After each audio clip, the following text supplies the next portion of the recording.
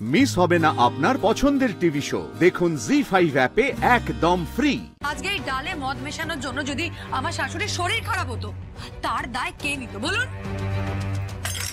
এই দাও, মেয়ের মাথায় হাত দাও। দিব্যি খাও, দিব্যি খেয়ে বলো তুমি মদ খেয়েছো না খাওনি, বলো।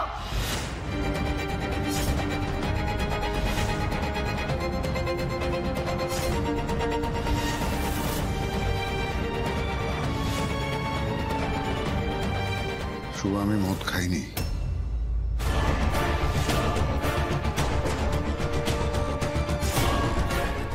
শুধু তুলির মাথায় দিব্যি কেন, আর পরিবারের সবার মাথার দিব্যি খেয়ে আমি তোমায় বলতে পারি যে আজ ছিটে ফোটাও মদ মুখে তুলিনি।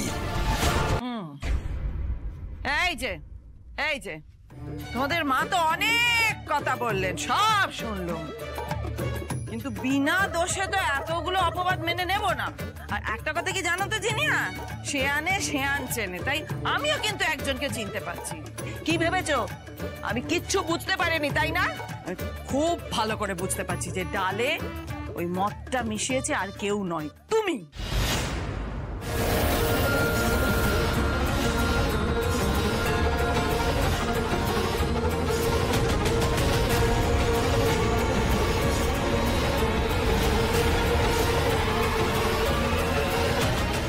কি বলছেন কি মাসিমা আপনি? আপনি তো এবার আমার স্ত্রীকে দোষারোপ করছেন। আচ্ছা দাদা, বৌদি যদি কাজটা নাই করে থাকে তাহলে রূপুর মাথায় হাত রেখে দিব্যি দিয়ে বলুক যে বৌদি এই কাজটা করেনি, তাহলে তো সবটা মিটে যায়।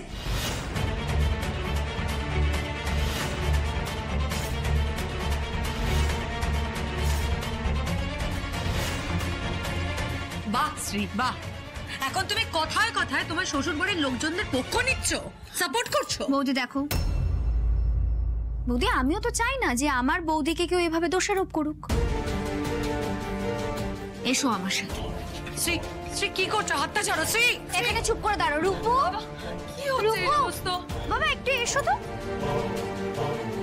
নাও বৌদি, বলো ওর মাথায় হাত দিয়ে।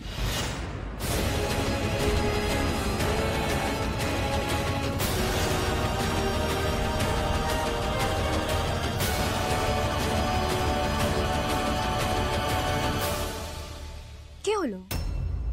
তুমি যখন কিছুই করোনি তাহলে তো ঘাবড়ে যাচ্ছ কেন? আরে বলো। ছি ছি শ্রী, তুমি আমার নিজের ননদ শ্রী, তুমি আমার নিজের ননদ হয়ে তোমার বৌদির উপরে এইটুকু ভরসা নেই, এইটুকু বিশ্বাস তুমি আমাকে করতে পারছো না? আমি তো বলছি আমি কিছু করিনি, কিছু করিনি, কিছু করিনি। কেউ আমাকে বিশ্বাস করছো না কেন? না বাবা, এই বাড়িতে বাড়ির বউ হিসেবে আমার এতটুকু সম্মান নেই। আমি আর এই বাড়িতে থাকবো না, চলে যাবো এখান থেকে, চলে যাবো এখান থেকে। দেখলে তো ছেলে, বউকে এবার একটু শাসন করো, বুঝেছো?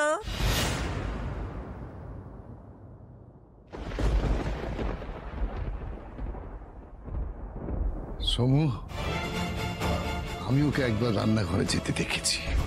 এটা যদি বৌমা করে থাকে তাহলে বলবো এটা অন্যায় করেছে।